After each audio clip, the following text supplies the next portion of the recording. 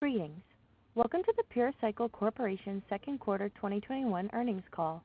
At this time, all participants are in a listen-only mode. A question and answer session will follow the formal presentation. If anyone should require operator assistance during the conference, please press star 0 on your telephone keypad. Please note this conference is being recorded. I will now turn the conference over to your host, President and CEO, Mark Harding. You may begin. Thanks very much, and I'd like to welcome you all to our second quarter for the period, 6 months period ending February 28th, 2021 earnings call. Just some housekeeping items for those of you who are dialed in but want to follow the presentation on our deck. If you jump over to our website at purecyclewater.com, on the front page of that there will be a link where you can click on to the earnings presentation and you can follow it along with us. So with that, I will start the presentation with the first order of business, which is to get the lawyers out of the room, or at least satisfy them, and note that this is our safe harbor statement, and statements that are not historical facts contained or incorporated by reference in this presentation are forward-looking statements. I'm sure you're all familiar with safe harbor statements and forward-looking statements. So to give those of you who are new to the company, and we've got a number of new folks who have either called in to inquire about the company or had participated in one of the conferences that we've done recently, I'll give you kind of a brief overview of the business enterprise. Then we'll drill down on some of the specifics of each of our segments, and then I'm going to turn the call over to our CFO, Kevin McNeil, who will give you guys a highlight of our impressive earnings over the quarter, or over the 6-month period. So with that, the company operates in 3 complementary business segments: a water resource segment where we own water rights in a water short area, and then develop those water rights for our own use and as a wholesale water provider for other customers. A land development segment where we own property in the right part of the Denver area in the I-70 corridor, which is one of the fastest growing corridors in the metropolitan area. And then a new segment that we've recently announced is a single family rental build to rent segment, and I'll drill down a little bit more specifics on that as we go through the presentation.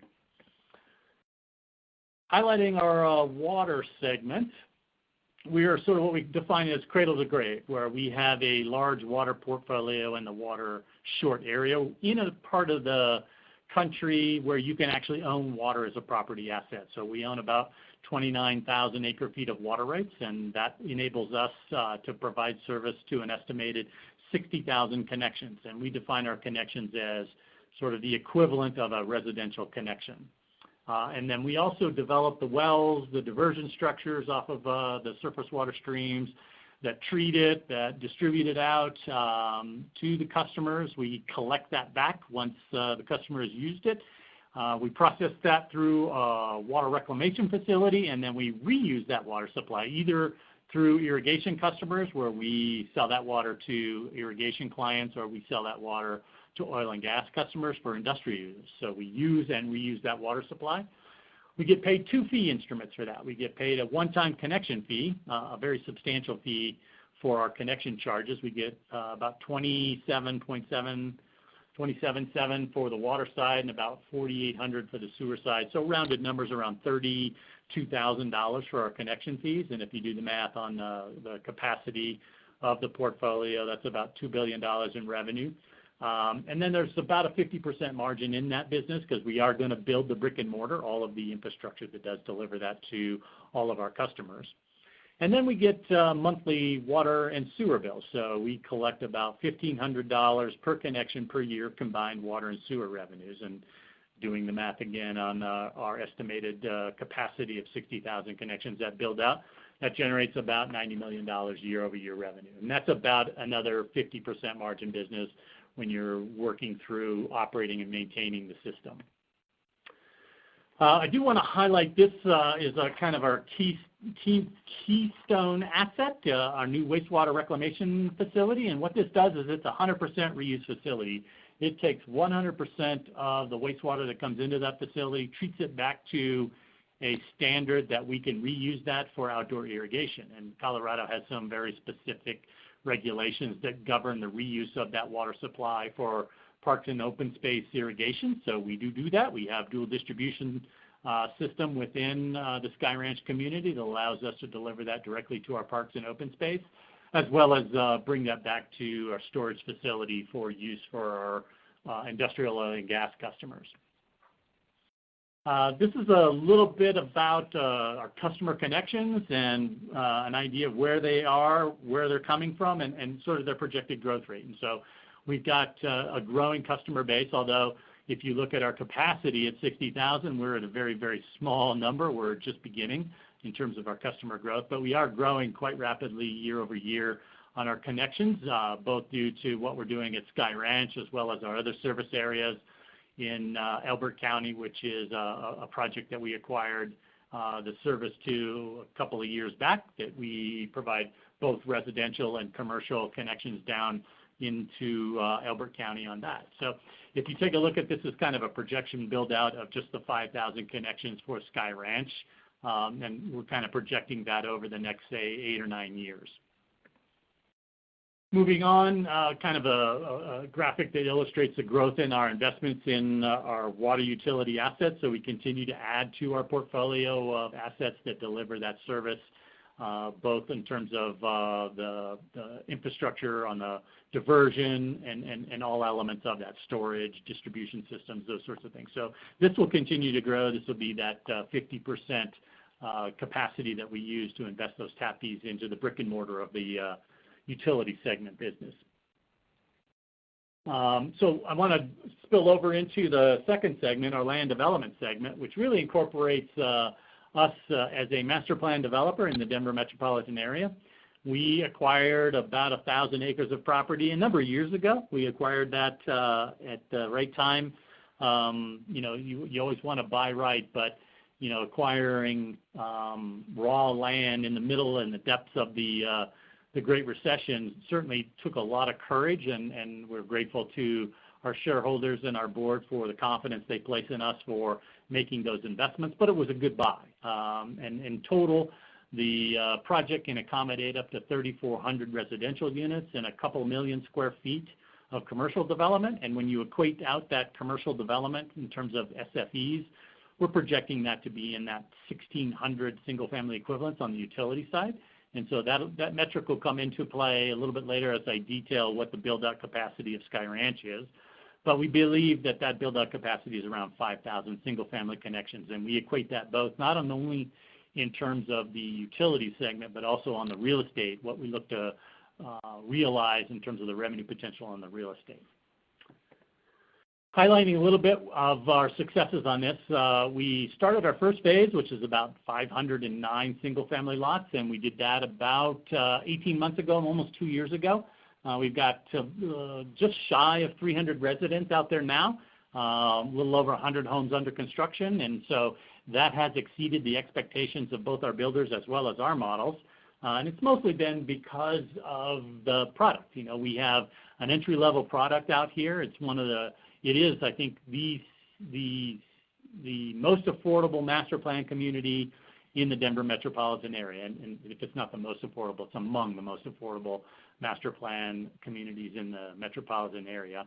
We're projecting that the available lots in this first phase will be sold out by the end of this year. We've recognized our full revenue on the lot deliveries of about $37 million to date. And we've recognized about $11.5 million of tap fee revenues to date. That total should inch its way up to about $14 million as the balance of taps are applied for by each of our builders. And these are 3 production builders in our first phase. Moving on to kind of highlight a little bit of our second phase, we've got about 900 lots in our second phase, so about twice the size of our first phase. We broke ground in February of 2021, and our dirt crew is out there grading our first phase of these lots right now. They're about half through grading the first 230 lots, so we hope them to be done in about the end of May timeframe, and then we'll mobilize all the utility crews and start to deliver lots later this year.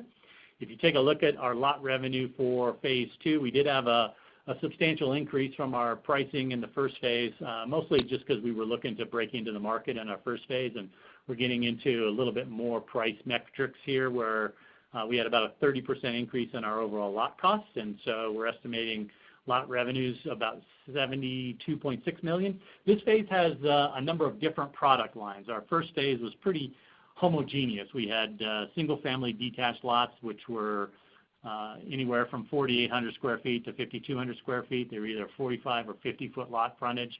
Pretty standard lot delivery for our production builders. And this one will have a number of different products. We'll still have those same 45, 50-foot lots, but we'll have paired products, a townhome product. We'll have a duplex product. We'll have some alley loads in both the 40-foot sizing and the 35-foot sizing. So it'll be much more attractive to a broader range of buyers. So when we look at the absorption on this one, we don't look at it necessarily by the builder, but we look at it by the product class. And we have 6 different product classes in this next phase. Tap fee revenues, again, are here illustrated about $21.5 million, and then the reimbursable costs at about $48 million, which we get back through reimbursements from the local municipality, the Sky Ranch Metropolitan Districts or the Sky Ranch Community Authority Board. Doing some math for us all here, this is kind of an illustration of both how filing 1 stacks up, how filing 2 looks to project itself out, and then what the balance of it's going to look like. And the balance is really taking the remaining 3,600, which we convert that 1,600 commercial lots into residential lots. And so that forecast here is going to have the same revenue projection that we would have at a residential level, as well as the same cost projection. We think we're going to do better than that because I think commercial land is more valuable, and it has certainly more efficiencies on delivering utilities to it. But for comparison purposes, this kind of gives you a feel for what's the pedal left in Sky Ranch. And so if you're looking at this, we've probably got about another $150 million in total revenue over, say, $65 million. So we got maybe $80 million worth of margin in the phase 2 that's available. And then the next phase, that can carry us up to about a little over $600 million with about, call it $150 million worth of costs in there, and some of those efficiencies in there in terms of the tap fees and the lot delivery costs. So very attractive margins in what we're looking at for the rest of Sky Ranch. And so, that comparison, each investor can kind of take a look at that from a discount factor, but if we're projecting that over the next 8 to 10 years, that'll give you kind of an analysis of how fairly the stock is priced. Moving on into our new discussion topic, and I do want to spend a little bit of time on this because this is exciting for us. It's a build to rent. We're actually going to contract with our portfolio home builders to be able to build these homes for us so that we can continue to have them be our builder on this. We're not competing with them. We really are just saying we're going to hold back on this lot, and then we're going to be your first customer on those lots. So as they're building on the blocks that we reserve these lots for, they have the opportunity to be able to come in and build for us on that. And really, it's a nice model for us because it allows us to capitalize on the highly appreciated land cost as well as the long-standing investment that we have in the utilities. And if I look to try and highlight why we think this is important and why this is a good segment for us, this is kind of an illustration of some of the demand statistics about how home values continue to go and then the constrained inventory that we see in terms of home prices. And then we also see a significantly constrained inventory of entry-level home prices here in Colorado. If you took a look at these statistics before the recession, roughly 50% of all homes that were started in the Denver area were in that entry-level product category. And today that number has fallen to less than 4%. So tremendous demand for what it is that we're doing out there. And then just some statistics about, the price appreciation of the home values, the competitive listings. I think you've all seen the headlines about, every time you list a property, you're getting you're getting multiple offers above your asking price. And so what that tells us is there's significant appreciation for these lots. And how we translate that, we're looking at, why Sky Ranch, the Denver population continues to be among the top in the country in terms of urbanized areas for residential growth. We think the Sky Ranch, our entry price product, is the right location. We've got a tremendous land plan that incorporates parks and open space and a new charter school that we've approved, or that our local school district has approved, and we've been working with them for a number of years to really bring that investment into the community. And then the commutes to employment centers. So Sky Ranch is the perfect location for something like this particular model. And how we look to capitalize on that is to take a look at, we're able to deliver the vertical side of this for about $300,000, a little bit more than $300,000 on a $450,000 home. So that's the incremental cost of the investment into the build to rent as compared to just selling the lot and the tap. And what we were able to do is line up attractive interest rates for that additional cost. So, when we went to this, we took this opportunity to our board. They said that we might consider it, but you can't use any of our cash, and you've got to find a way to be able to fund the incremental component of the vertical cost, which we were able to do with that mortgage type money. And so we've lined up some financing for about 3.75 for this build to rent. And then if you look at the metrics on it, if we're renting that out as a $450,000 home, we've got a rental income there at about $2,800 a month, and so that generates about $33,000 over the year. And then we've got our costs in here. But what this ultimately does is it has positive cash flow to us of another $15,000 per single family connection.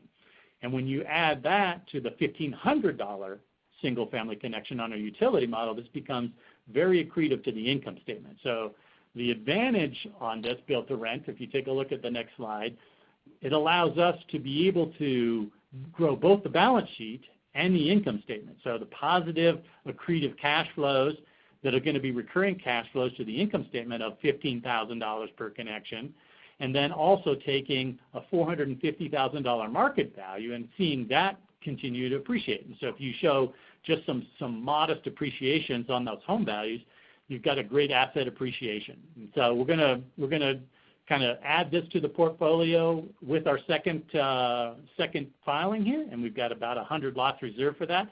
It'll be incremental, so we'll have start out with a dozen that'll be in our first phase. We'll kind of roll that forward as each incremental phase, and we were also able to add 3 new lots to our first filing, so we are actually under construction for our first 3 units of that. And so as we continue to update you on that, and one of the things that we'd like to do is also try and have an investor day here this summer where as we can all open up and travel, for those of you that are out of town, have an opportunity to come out and see not only the successes of our first phase, see the construction of our second phase, see what we're looking at in terms of our build-to-rent units as well, and then more on kind of the water utility segments and some industrial oil and gas activity as that's kind of inched its way back. So there'll be a bit more information about that as we come a little bit closer to the summer and get some dates that will circulate out to everybody.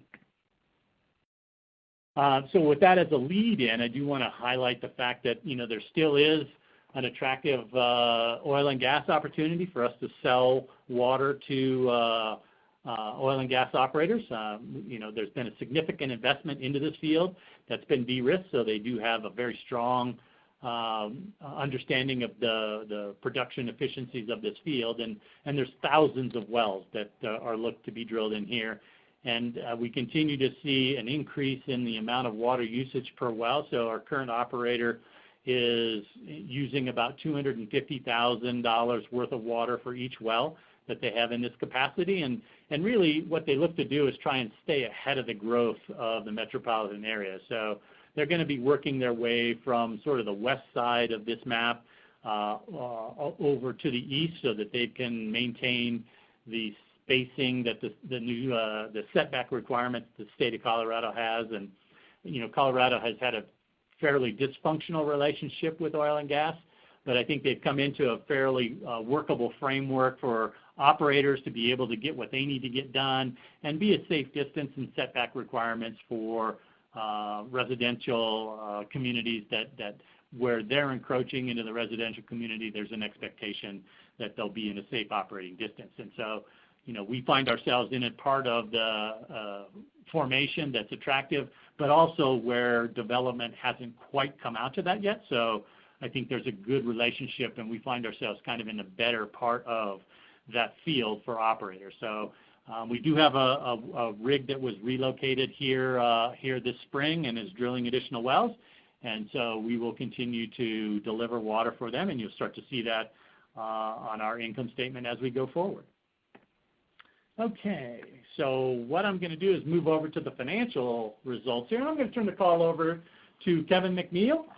He's our CFO, and he's been kind of really working this side of the company and optimizing what we're doing on that. And I'll let him highlight what we've done. Great, thanks, Mark, and welcome everybody. Thanks for joining us this afternoon. I'm going to highlight a few items. Won't go line by line, obviously, on the balance sheet or P&L.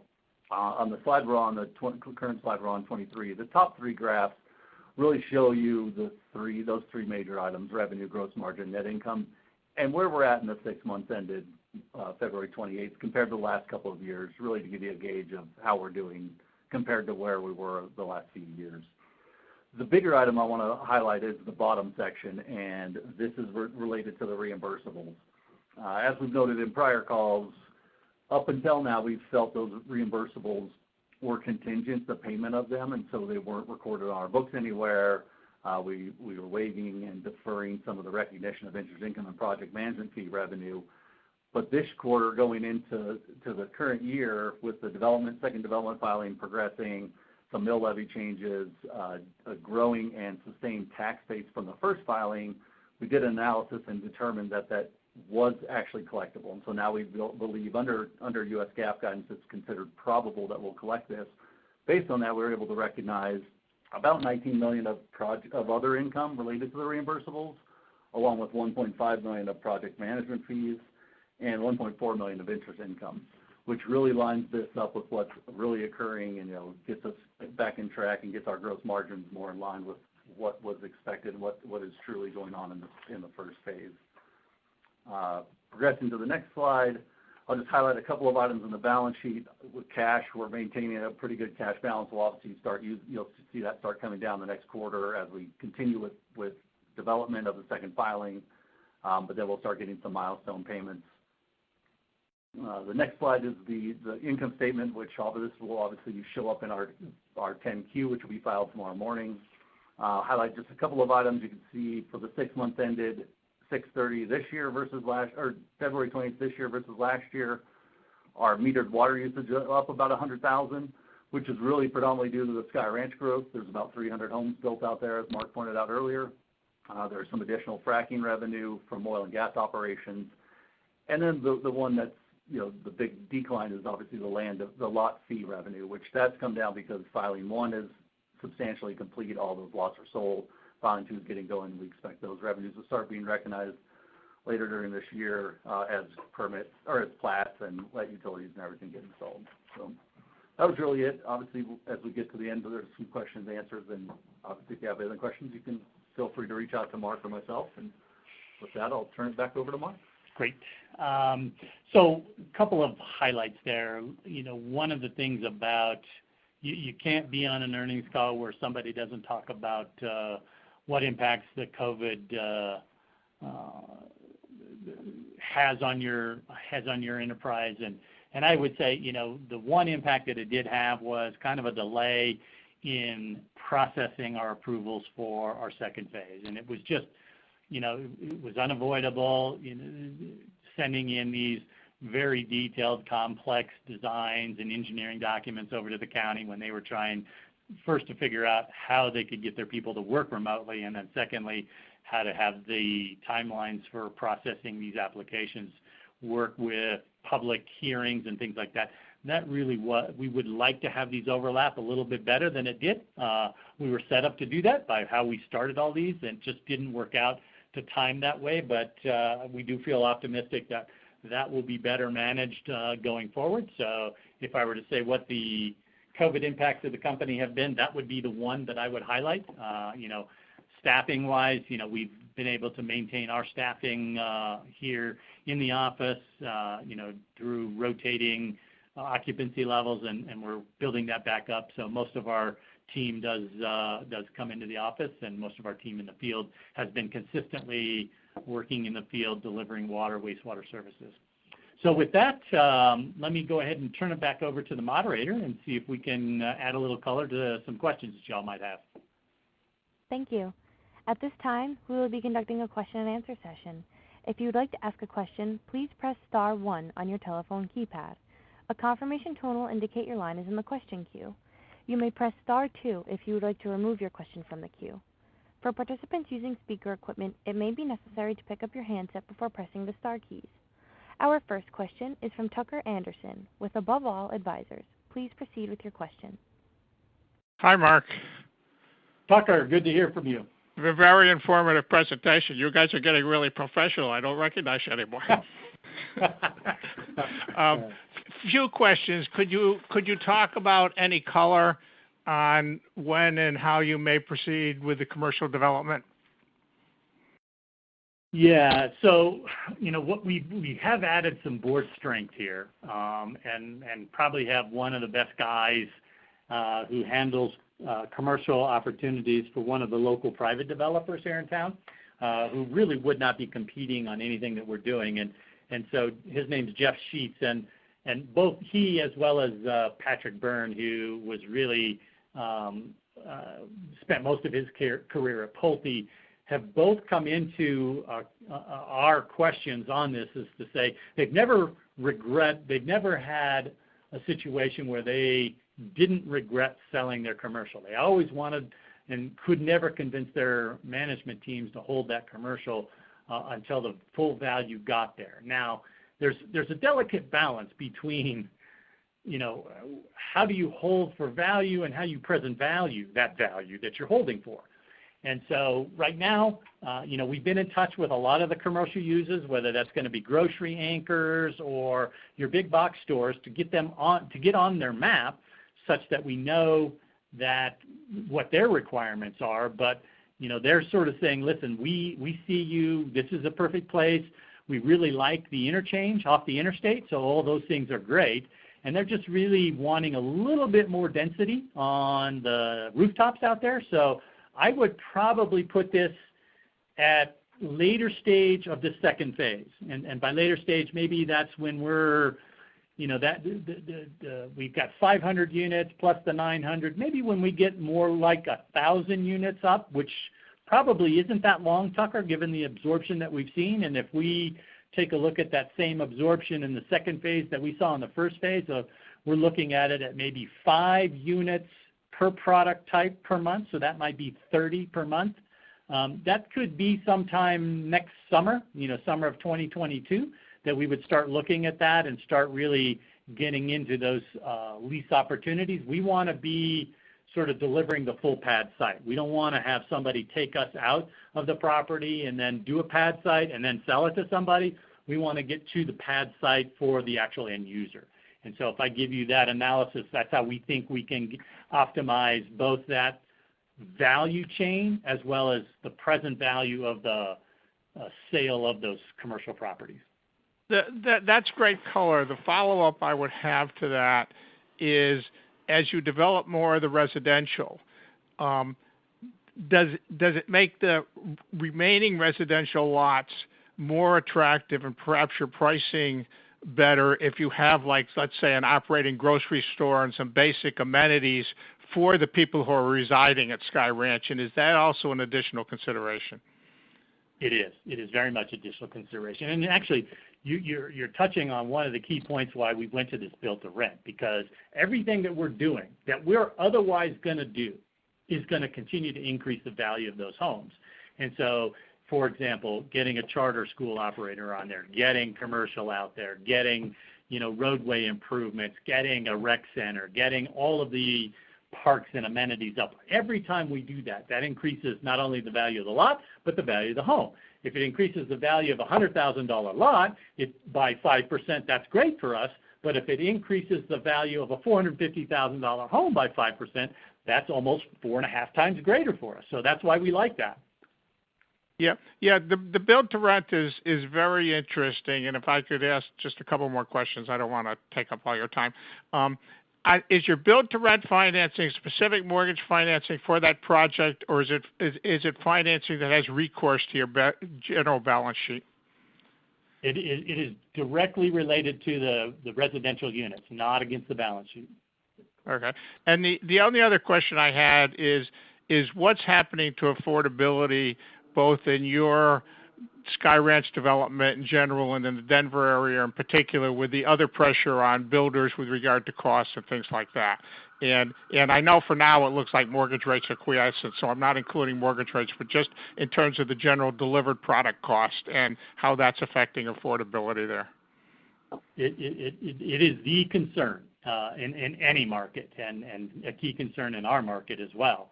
And lumber prices and labor availability all are contributing to that. And that was one of the other key considerations when we were looking at the BTR model, is we really wanted to partner with the national builders because they have the best cost per square foot. If we had to come in and custom build these, it's very challenging to do that just because of that cost increase. And we do want to stay competitive. That's why we took a look at the second phase with a lot more density than our first phase. And that's where you see some of the townhome product, because that density then adds to the assessed value, which then adds to the recoverability of our reimbursables. So all those factors give us the ability to keep us in the forefront as Denver's most affordable master plan community. Thanks. Keep up the value creation for us long-term shareholders. That's all I have to say. You have been one of those, and thank you for your confidence through the years. Yeah, good work. Thank you. Our next question is from William Miller, a private investor. Please proceed with your question. Okay, Mark. I loved everything you said, but you haven't told me about what I think is a critical component of your future. Why aren't you going out and buying more land for your rental endeavors? I mean, that's so much the best opportunity you have, and it's got the best cash flow. It's recurring revenue, which is what people will ultimately pay for in your stock. Yep. And you've got to get more land and own it now. I am, lock, stock, and barrel with you, Bill. We got our nets out. We've made pitches on a number of fronts for a number of properties, and we will keep you updated. That is an active part of what we're doing, is growing the business. And, we're growing the business in every conceivable way, that which we can control, as well as that which we can buy, as well as that which we can partner with. So whether I buy the land, whether I partner with somebody who already has zoning for land so that I get the utilities, all of the above are part of our growth strategy. And so we are active in that front, and I know you as well as my board and then others want to see tangible success. But we're also disciplined about doing it. We want to be smart. We're never going to find as good a buy as Sky Ranch. We know that. That's not our metric. But by the same token, we do have the ability to pay a little bit more than maybe somebody else would for that land, because we have water that we can combine with it. So we are aggressive out in that marketplace, and stay tuned. Well, is it a very competitive marketplace at this time? As you might imagine, it is. There are a lot of housing being what it is, people are out there making pitches, but, it's a little bit different for a lot of the properties that we're in and around Sky Ranch, because there's not a lot of water that would go with it. So a lot of folks who might be looking at that might be looking to say, well, it might be worth this, but you don't have any water. And so I would say, we probably have a competitive advantage. And what is going to act as a catalyst for your actually getting something done? Well, that's a good question, and I don't have a good answer for that. I mean, it's ultimately, it's a function of, having, it has to be right for the seller. So sometimes the sellers out there, there's no price. They just don't want to sell. Sometimes it's a price that may be unreasonable, and sometimes it's a matter of, we're working through some logistics with some specific buyers or some specific sellers. So I'd say all of those metrics come into play. We've talked with folks who said, yeah, I know, but no, I'm not interested in selling right now because of where they're at in their life, and they may be doing, some estate planning. There are folks that, are interested in selling, but the price may be too high because they know we have water and they want to price it with our water as opposed to pricing it the way they're selling it. And then there's some that, are reasonably priced and we're trying to effectuate a transaction. Mark, what took you so long to get to the idea of rental property? It's like my wife says, I'm a slow learner. It's the gender problem. I have a gender problem with that. Okay. Well, now that you've overcome your gender problem, I hope you'll speedily go to the next phase of your issues and get some more land so that we can start factoring in what this is going to look like in 3 to 5 years. Yep. Excited to do that too. Okay, great. Well done. Thanks. Congratulations on all your endeavors. Thank you. Our next question is from Justin Tsai with Black Diamond Investors. Please proceed with your question. Hey, Mark. Great to hear from you. Wanted to ask a couple questions on the rental segment. First is, could you walk me through sort of the financing process for the build-to-rent construction? It seems to me like your capitalized costs are less than sort of the leverage you're getting. Is that right? And are you able to recycle out all of your capital? Yes. So typically, let me. That's a great question, Justin. So while they said, my board said I can't use any of our balance sheet to be able to do this, I'm bridging a bit of our balance sheet to do this. So, what we'll end up doing is we'll build the unit itself and say we use our money to do that. And I'll do this in terms of sort of the 3 units we've got under construction. So those 3 units, I'll round up and say in round numbers, it's going to cost us $1 million to build all three units. We will pay for the $1 million, and once we get COs from the county, which means that the house is complete, then we collateralize each one of those for the $1 million. So I'll break that up into 3, and the bank will give me the $1 million back and take the deed of trust on each of those 3 units to be able to do that. And so if it costs me $330,000 to build the unit, and they're $450,000 in terms of what the sale price is, and we'll have an appraisal on that, we don't have to pay PMI insurance on that. So it's directly related because we've got a good margin on that. And then we can cash flow that by getting somebody in there that would pay not only our debt service on that, but the accretive margin to have that positive cash flow to the bottom line. Yep, that sounds wonderful. Great to hear that. And then secondly, I guess, how are you thinking about the percentage of properties that end up being build to rent versus for sale? Because at least in my impression, build to rent seems to be the most value accretive thing. So how are you thinking about the proportion of properties in those categories?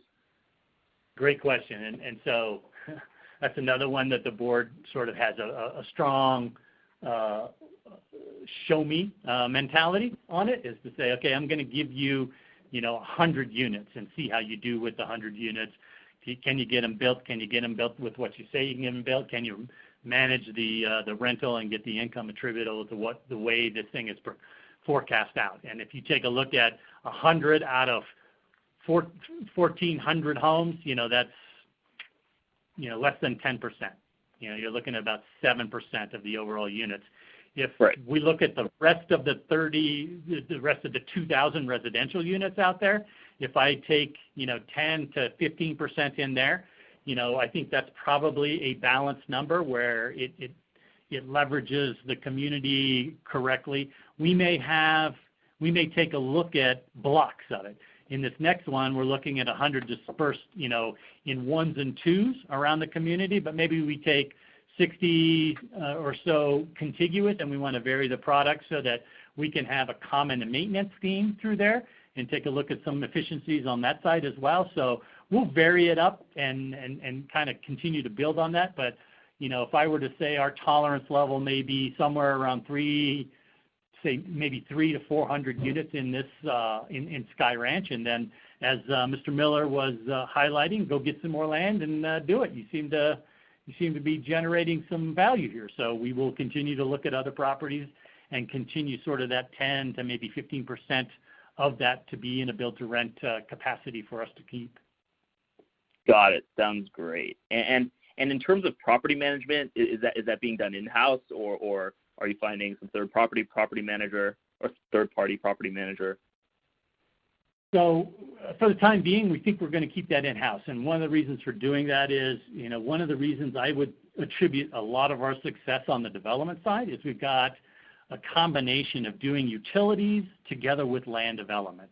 And really where the efficiencies come in on this thing, when you go out and you bid your land development, right, we're not going to grade the ground or do a lot of the wet utility, the retail distribution system or the dry utilities or any of that work.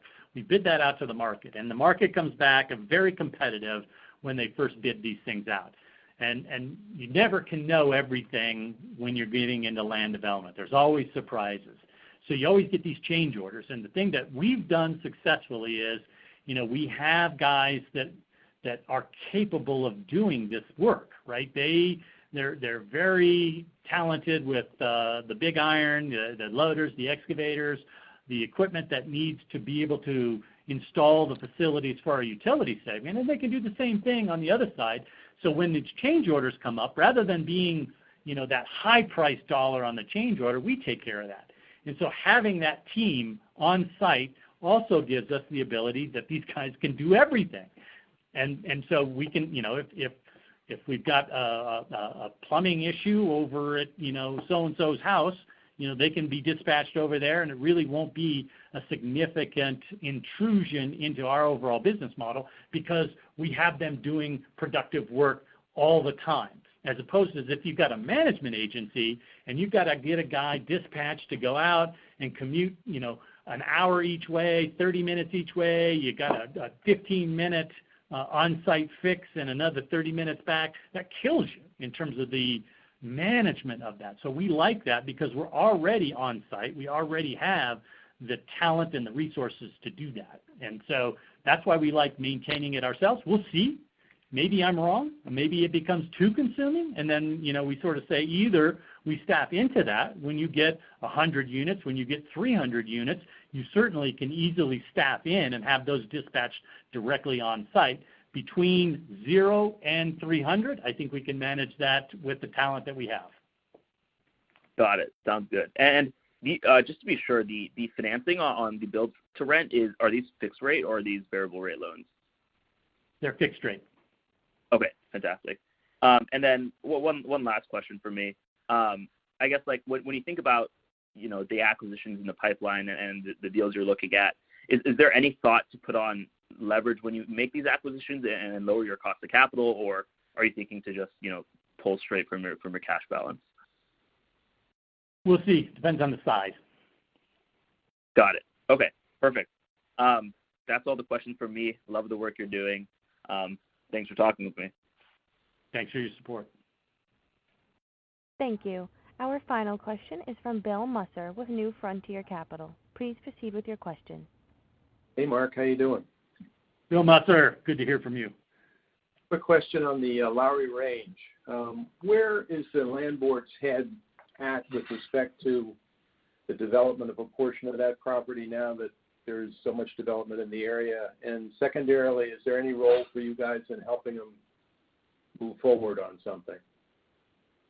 So the land board is actively looking at working with the county on two fronts. How much of that property should be conserved. You have 27,000 acres out there, and not all of it is going to be developed. And so they've recently taken some action to work with the county on, what's the proper percentage of what gets conserved, and then from that percentage, the difference between that and the total portfolio, they want some certainty on entitlements and zoning. And so, that can take a bit of time. So I think they've just recently authorized that. I think they're going to take a couple of 3 years to take a look at entitlements and conservation opportunities up there to get a good land development, land conservation, and continuing revenue stream from the whole portfolio. But they've been more,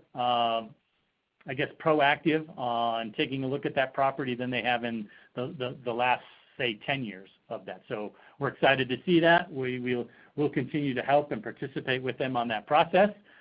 If there's an opportunity for us to bid on land development opportunity, we may consider that. Certainly already have the utilities there, but it depends on what we have going on at the time and other acquisitions when they're looking for development of the property itself. Great. Thanks. Thank you. Ladies and gentlemen, we have reached the end of the question and answer session. I will now turn the call over to management for closing remarks. So let me close with this. One of the things that has been helpful, and for those of you who haven't had an opportunity to travel out here and kick the tires, there's nothing quite like seeing it. And so we'll set something up probably in the mid-July timeframe to be able to have everybody have the opportunity to travel out here, take a look at it. Also be on the lookout for a new website. We were hoping to have that up and live for this call, but the gods just didn't align for us on that. But you'll see a new improved website, which will have a webcam on there, so you'll be able to click on that and be able to see the dirt movers, the graders moving around the site, and some of all of the activity that we've got going on there, and continue to have sort of that virtual presence in the marketplace as well. If anybody didn't get their question queued up from a technology standpoint, don't hesitate to give me a call. We'll probably be a bit more active in the investor side of doing a little bit more conferences and getting either in-person or virtual conferences. So if you see us in the conference, stop by, say hello, or give us a shout out. And if you all have other folks that we should add to our investor mailing list, don't hesitate to send those over, as we're getting a bit more active on both sending out notices and Twitter and social media. So there'll be a bunch more opportunities to see the company's updates through that venue as well. So with that, I'll bring it to a close. And again, thank you all for your continued confidence in your invested capital. Thank you. This concludes today's conference, and you may disconnect your lines at this time. Thank you for your participation and have a great day.